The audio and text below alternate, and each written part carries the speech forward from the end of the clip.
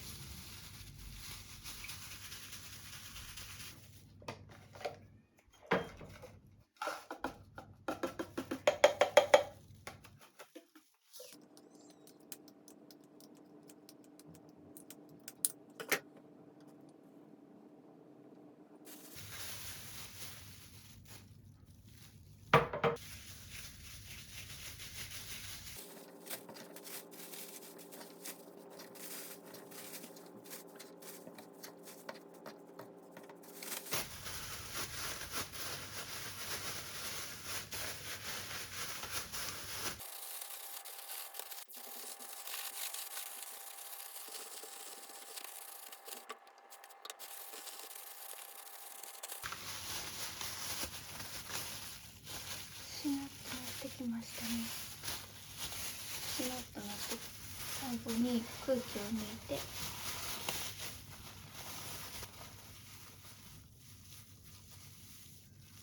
冷蔵庫で冷やします。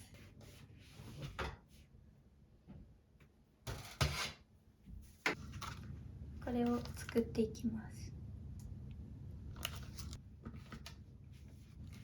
ブロッコリーと枝豆、東京のじゃがいも、タコ使います。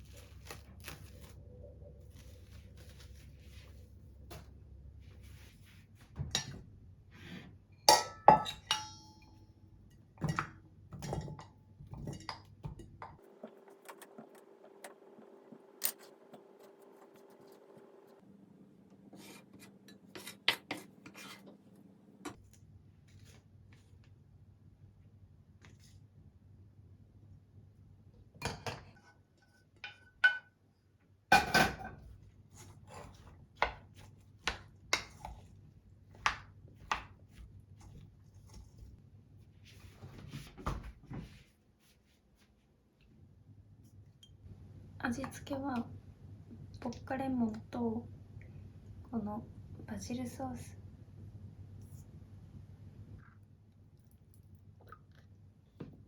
よく振ってからって書いてます。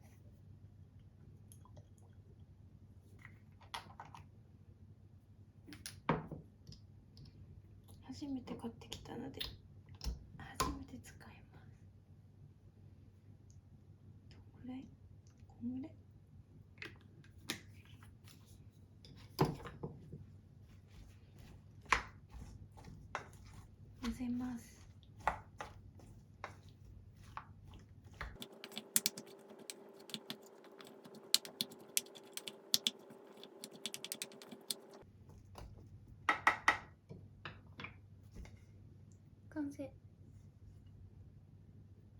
容器に移します。全部入るかな。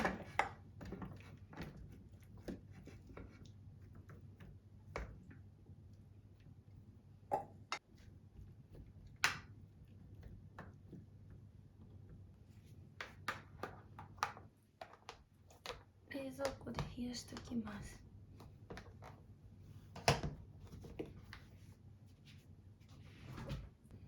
最後にこのひじきの煮物を作ります。まずはひじきを水でふやかします。